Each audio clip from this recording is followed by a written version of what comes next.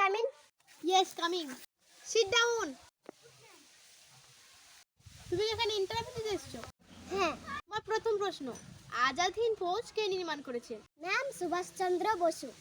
বাহ, খুব ভালো। তোমার সেকেন্ড প্রশ্ন, কয়েকজন দেশপ্রেমিকের নাম বলো। অনেক তো আছে, যেমন গান্ধীজি। এবার বলো, ভারত কবে স্বাধীন হয়েছিল? 1942 সালে হবার কথা ছিল, কিন্তু 1947 সালে হয়েছে। তোমার শেষ প্রশ্ন, আকাশে কতগুলো তারা রয়েছে? অত জানা যায়নি, কিন্তু বিজ্ঞানীরা গবেষণা করছে। ঠিক আছে, তুমি যাও। নেক্সট।